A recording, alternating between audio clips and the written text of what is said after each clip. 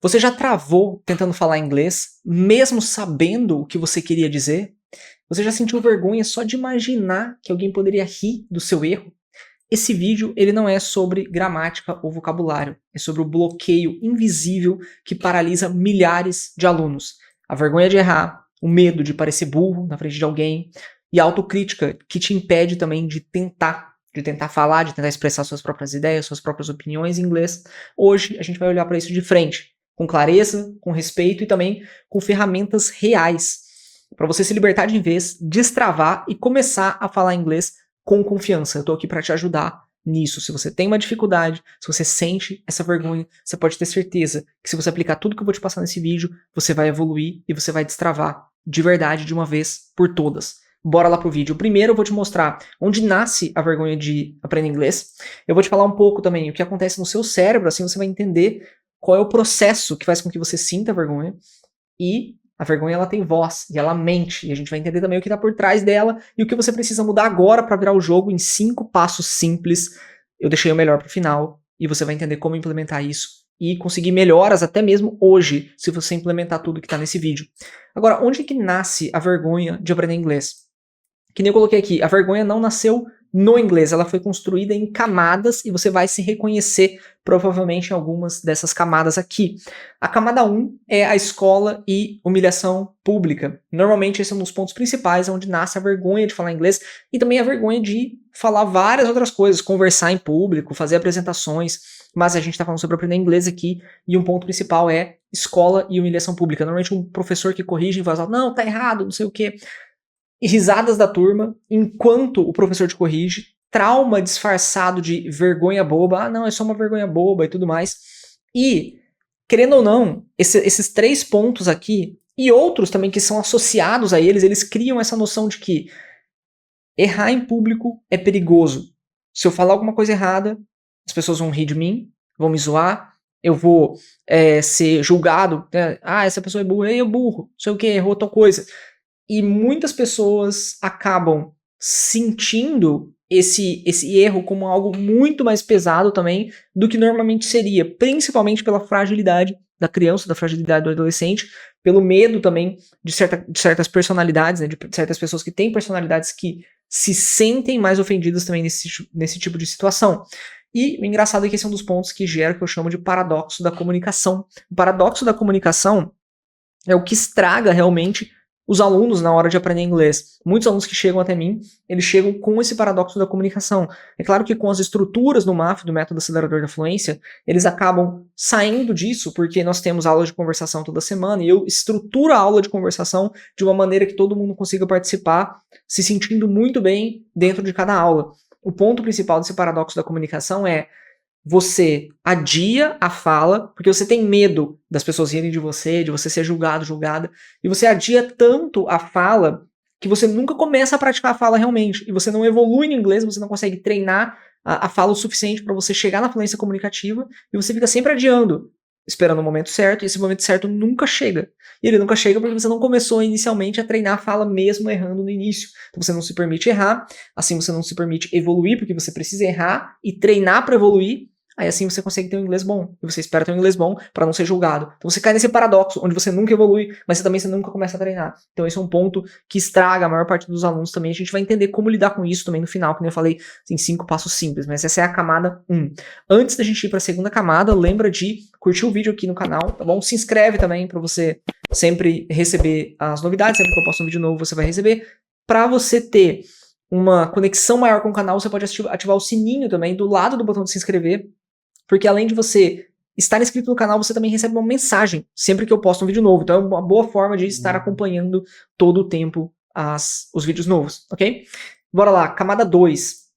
É a cultura do acerto, né? Falar certinho é mais valorizado que se comunicar. E isso é muito visível na nossa cultura sobre sotaque. Ah, não sei o que é português. Quem fala português tem o sotaque ruim, que tem o sotaque muito forte de quem fala português. Eu não gosto porque eu vou ser julgado se eu falar. Quem fala errado é rotulado de burro, de preguiçoso, de mal educado, mesmo que de forma implícita. Ou seja, você sente que tem esse julgamento em volta também. Então tem essa cultura do acerto. Se falar certinho, você é valorizado, e também se você falar errado, as pessoas vão te julgar e vão te zoar. E essa é a ideia que, como um resultado, você se cala, obviamente. Por qual motivo eu iria falar? Só para errar, só para as pessoas me zoarem? É claro que não, eu vou ficar quieto. E aí eu não falo. E aí a gente cai naquele paradoxo da comunicação de novo. E essa ideia do falar certinho é mais valorizado que se comunicar também é muito criado na escola. Porque se você fala errado, as pessoas zoam de você. Então existe essa ideia da humilhação pública como um ponto também de apoio no sentido negativo dessa cultura do acerto. Então tá tudo meio que conectado. É por isso também que no Brasil a gente tem muito essa questão do sotaque, né? O julgamento do próprio sotaque. Nossa, eu falo... E aí você vê, por exemplo, outras culturas, por exemplo, os indianos falando inglês, os japoneses falando inglês, eles não ligam tanto pro sotaque que eles têm enquanto eles estão falando. Para eles tanto faz, contanto que você consiga entender o que eles estão falando. E às vezes nem assim, né? Às vezes eles simplesmente vão falando com o sotaque forte deles e tanto faz. Enquanto que no Brasil, a gente se priva mesmo dessa fala, a gente evita falar o máximo, porque a gente tem um ultra julgamento contra o nosso sotaque quando a gente tá falando inglês. Algumas pessoas até começam a falar inglês falando, desculpa pelo meu sotaque, já pedindo desculpa inicialmente antes de começar a falar. Então esse é um ponto da cultura do acerto que existe muito grande, é uma das camadas também que a gente vai começar a lidar com ela nesse vídeo. E adulto com medo de parecer criança também, porque aprender inglês é se colocar em posição de iniciante. Então às vezes você tem 30 anos, tem 40 anos, e muitas vezes é aquela ideia de não suportar parecer inexperiente, mostrar que não sabe. Eu também pratico jiu-jitsu, agora parei um pouquinho, mas assim, no jiu-jitsu tem muito essa ideia de, às vezes alguma pessoa é um adulto, e aí ele vai começar a praticar como um faixa branca, ele não sabe nada, e ele coloca uma faixa branca e ele entra no tatame, às vezes ele vai lutar, né, treinar ali contra uma pessoa muito mais jovem que ele estaria dando conselho, por exemplo, para essa pessoa, e essa pessoa já é faixa azul, já é faixa roxa. Ele precisa chegar ali parecendo inexperiente, não sabendo de nada e tendo que aprender com essa pessoa, e também às vezes perdendo, vamos dizer assim, para essa pessoa. E essa ideia de não querer parecer inexperiente é algo que priva muitas pessoas também da própria evolução no inglês. E essa ideia, que nem eu coloquei, eu lidei ainda lido com erros no italiano e no francês, eu estudo atualmente italiano e francês. Agora, com a identificação da minha identidade como aprendiz, eu penso assim, essa é a minha forma de pensar sobre esse assunto. Essa forma de pensar sobre o assunto, ela é uma combinação de eu sei que eu sou um iniciante, eu sei que eu sou um aprendiz, eu sei que eu sou um estudante em qualquer coisa que eu estou começando. Então, se eu errar, é o esperado que eu faça isso, certo? Não tem nada de errado com isso, faz parte da própria natureza de quem eu sou enquanto eu estou aprendendo algo novo. É esperado que eu vou errar enquanto eu estou aprendendo aquilo. Então, se eu sou um estudante, por exemplo, você é um estudante de inglês, você está começando a aprender inglês, você erra.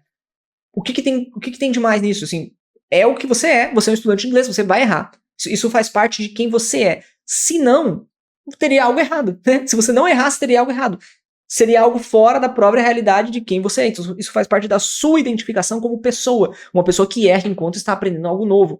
Então, essa minha ideia, essa minha forma de lidar com isso faz muito mais sentido. Para mim faz muito mais sentido, e é claro que para você pode não fazer tanto sentido, e a gente vai ver outras nuances disso e outras ferramentas que você pode aplicar na sua vida, mas já é algo muito interessante. Quando você pensa, eu estou errando.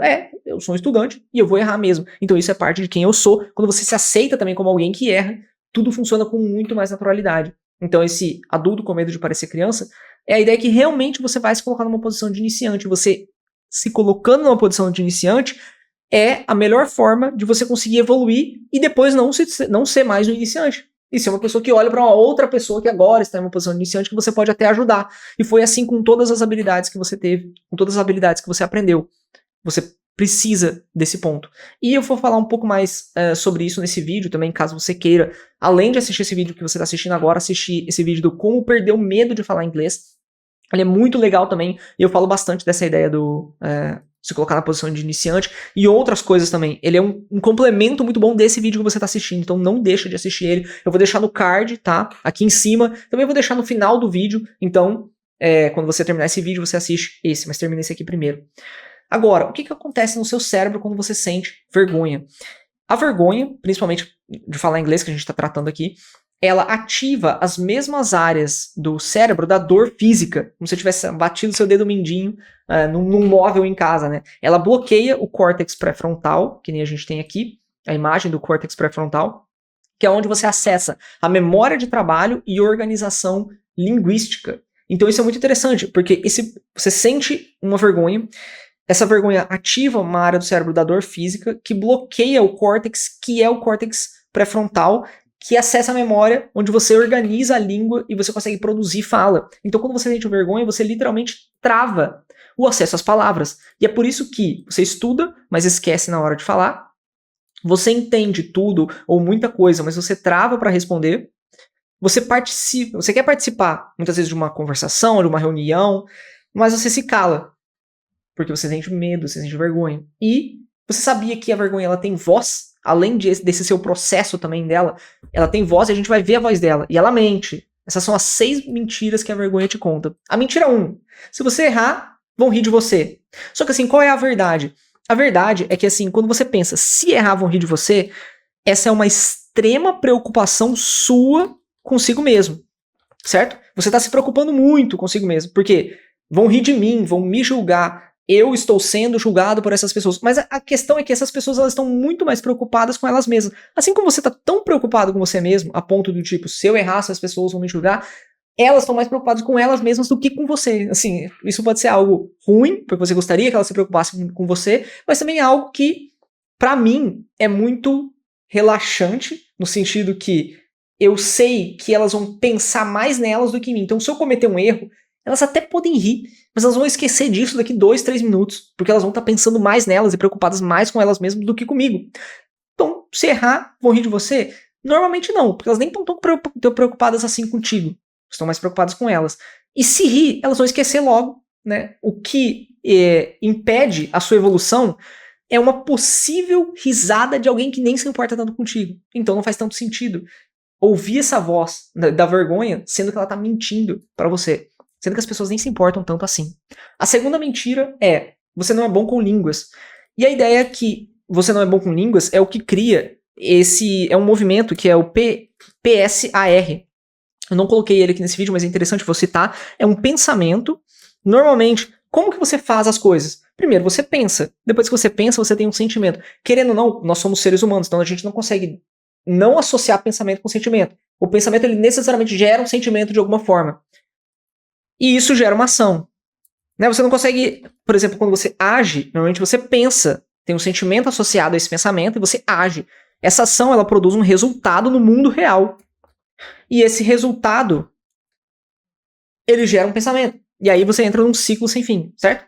Mas o pensamento, ele teoricamente seria o final que gera o pensamento e volta o sentimento, ação, resultado. Então, por exemplo, você não é bom com línguas. Se você pensa assim, eu não sou bom com inglês. Esse pensamento de não sou bom com línguas, ele cria um sentimento. Esse sentimento é tipo, já que eu não sou bom com línguas, eu nem vou me esforçar tanto, eu nem vou me dedicar tanto. Eu vou estudar um pouquinho inglês, e aí você se esforça assim uns 40%, uns 50% do que você realmente poderia se esforçar. Porque assim, tanto faz, eu já não sou bom com línguas mesmo. Aí você começa a estudar, bem meia boca, assim, não se dedicando tanto quanto você poderia, que é a ação que você tem de acordo com esse pensamento que gerou um sentimento. Você gera uma ação, você se dedica uns 40%, 50%. Você estuda meia boca, você assiste um vídeo aqui ou ali, mas não com tanta decisão assim mesmo. Isso gera um resultado. Você não tem muita evolução. E aí esse resultado gera um pensamento. Realmente eu não sou uma pessoa boa com línguas. Eu realmente não consigo evoluir muito aí, ó. Eu estudei, mas não consigo aprender nada, parece que eu esqueço tudo. E aí você vai alimentando até um ponto que você desiste de aprender inglês. Pensamento, sentimento, ação, resultado. E o resultado alimenta o pensamento e assim em diante.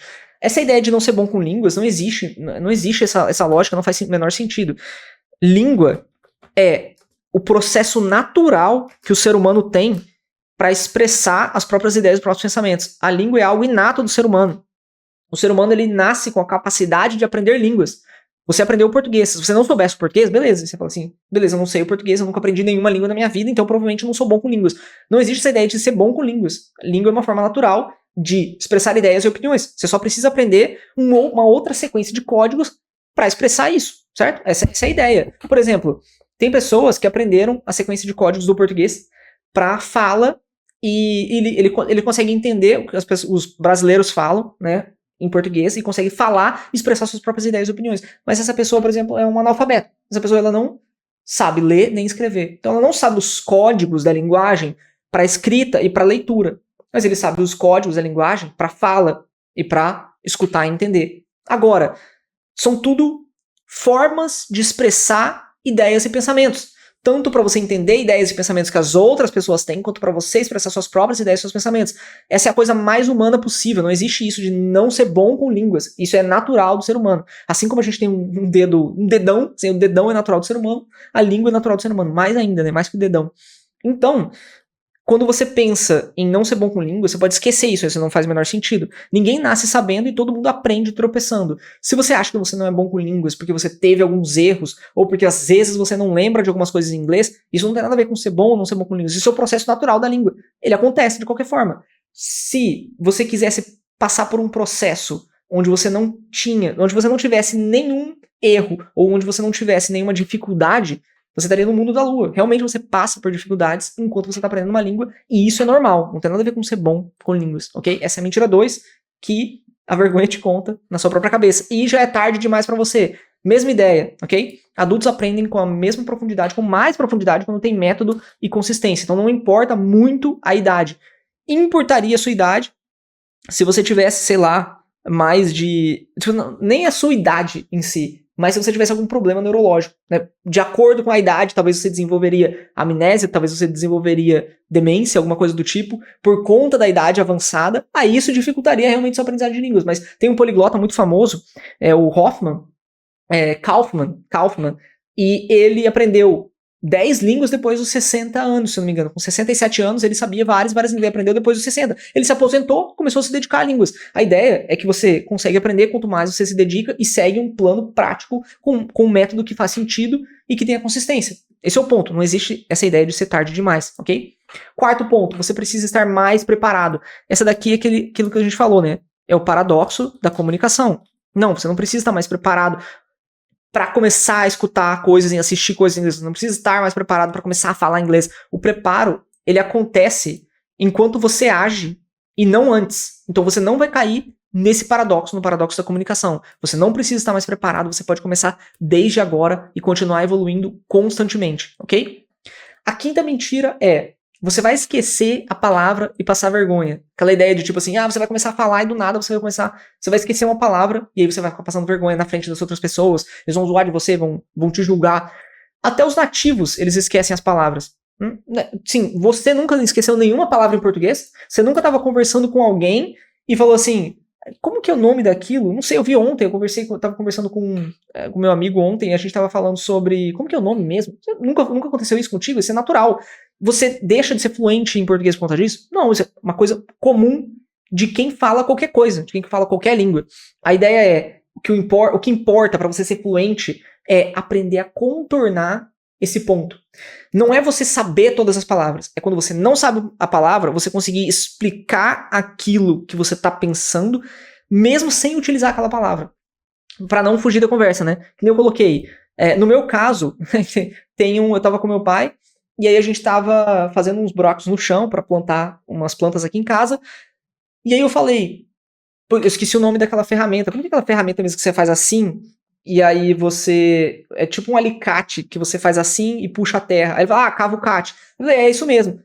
Eu não sou fluente em português, que eu não sei o nome da palavra cavucate, mas eu consegui explicar que é uma ferramenta que você faz assim no chão, é um alicate que você faz assim e puxa a terra. Beleza, legal. Por exemplo, eu tava conversando com a minha esposa recentemente, e aí a gente tava falando, eu falei, olha que legal esse cemitério, tava assistindo um vídeo, né, tinha um cemitério, a gente falou, nossa, olha esse cemitério, como que é o nome mesmo dessa, tem, tipo uma casinha, onde dá pra colocar vários caixões, por exemplo, é uma casinha onde a família, por exemplo, faz aquela casinha, tem vários caixões lá. Não é um túmulo, porque um túmulo é diferente. Aí a gente chegou na conclusão que viu, né? Ela sabia que essa palavra era um jazigo. Eu acho que tive que falar a palavra jazigo em português, mas eu consegui explicar aquilo que eu tava pensando. É uma casinha no meio de um cemitério onde tem vários caixões dentro. Beleza, é um jazigo. Fluência é conseguir fazer isso. Isso é fluência. Fluência não é saber todas as palavras. E o interessante é que eu treino os meus alunos para esse tipo de improvisação, para você conseguir pegar várias estruturas em inglês e começar a explicar elas de uma forma útil, com que você consiga falar mesmo não sabendo a palavra. E você vai esquecer a palavra e passar vergonha? Você vai esquecer a palavra mesmo. Só que assim, passar vergonha, pra quê? Se a gente já faz isso em português o tempo todo. Se você consegue contornar o problema, você é muito mais fluente do que alguém que esquece a palavra e por medo de passar vergonha, não tenta explicar de uma outra forma, ok? Esse é o ponto. Mentira 5. Mentira 6, você não tem cabeça pra isso. Isso é muito relacionado àquela ideia do tipo assim, da mentira 2, né? Você não é bom com línguas, não faz o menor sentido, não tem cabeça pra isso. O que falta não é inteligência, é estrutura prática e realmente acolhimento, um método que faz sentido pra você, que você consiga encaixar na sua rotina, que você consiga aplicar com consistência o suficiente pra você ver evolução. A maioria das pessoas que acham que não conseguem aprender inglês, na verdade elas nunca aprenderam inglês do jeito certo. E elas nunca tentaram também praticar o inglês na rotina. Então, normalmente tem outras coisas que limitam. Essa ideia do não ter cabeça pra isso, ela só faria sentido se, por você não se dedicar, você não consegue ter uma prática contínua.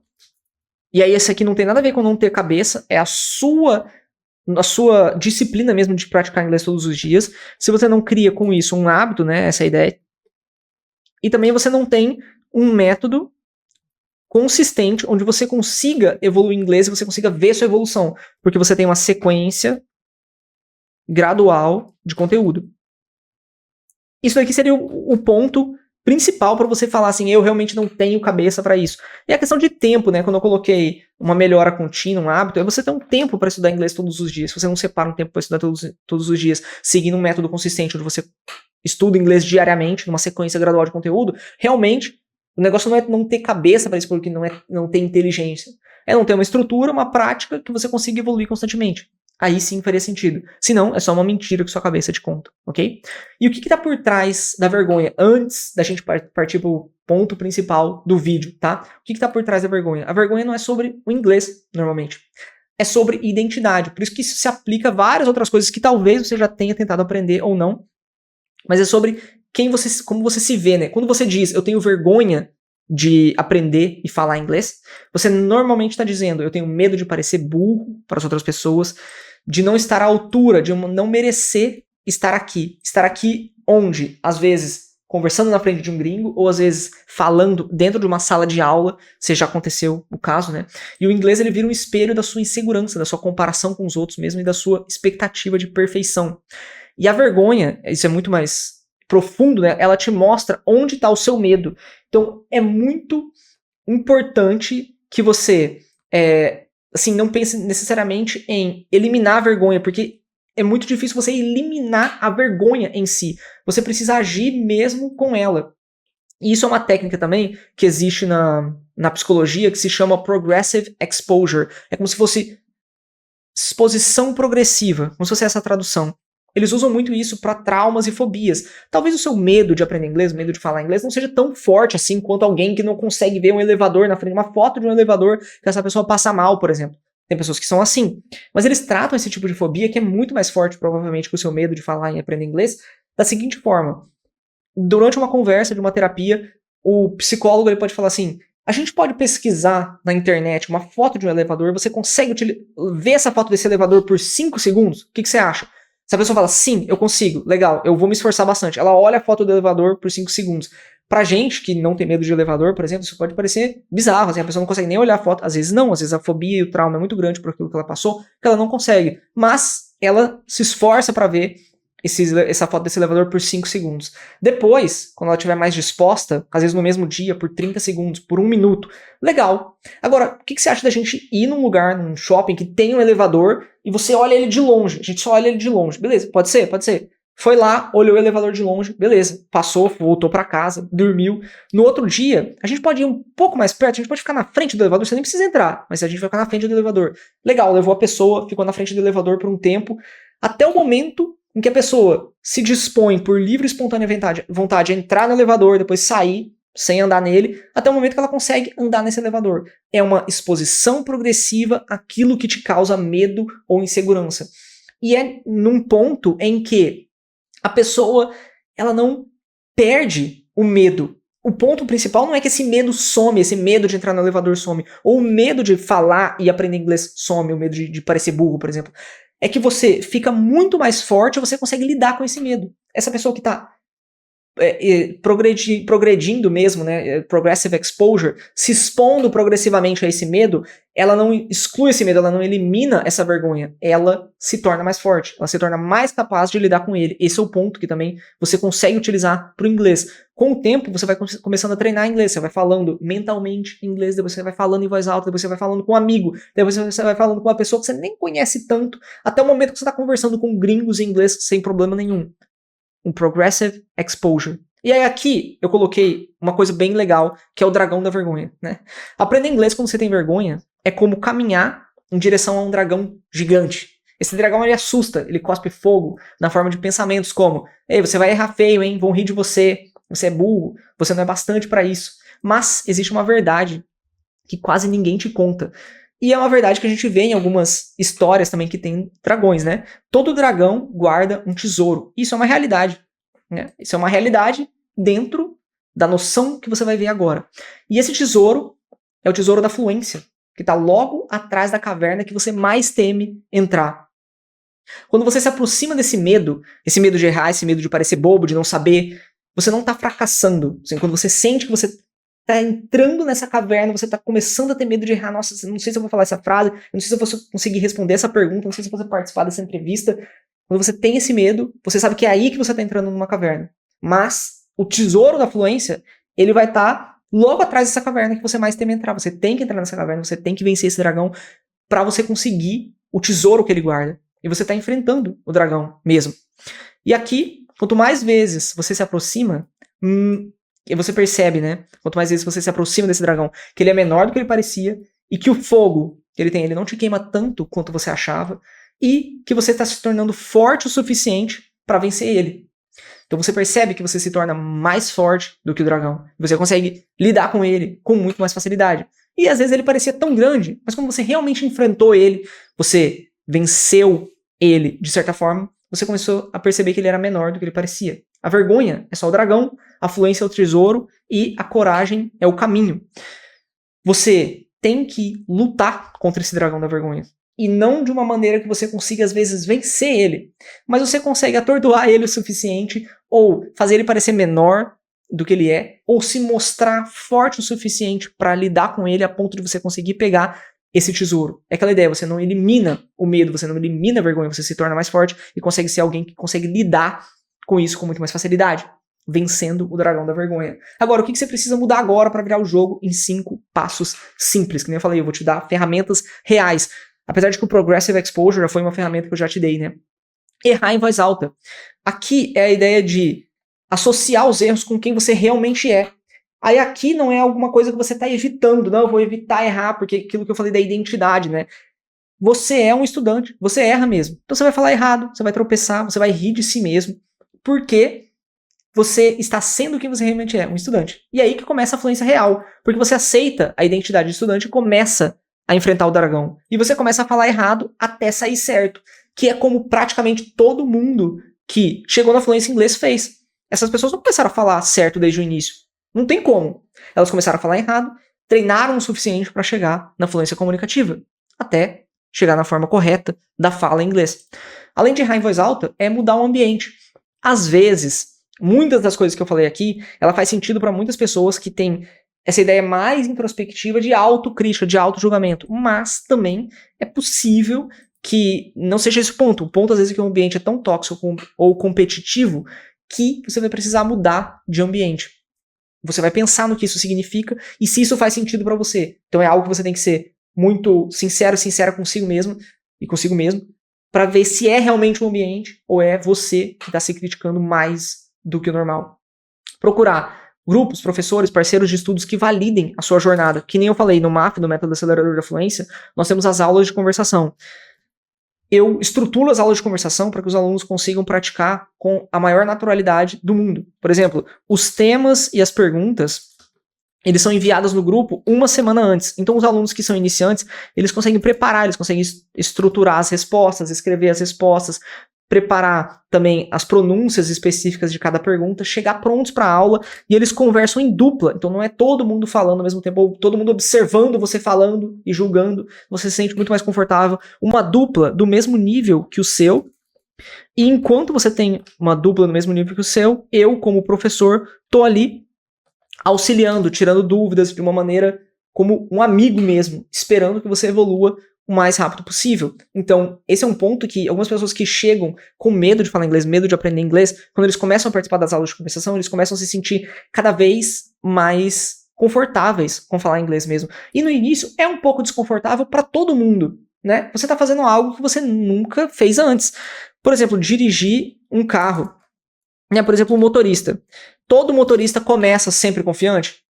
Não, porque essa pessoa nunca dirigiu um carro. Então, as primeiras vezes que ela vai dirigir um carro, é óbvio que ela não vai se sentir tão confiante. E é o esperado. Agora, você espera que um taxista que trabalha há mais de 10 anos assim, ele se sinta confiante?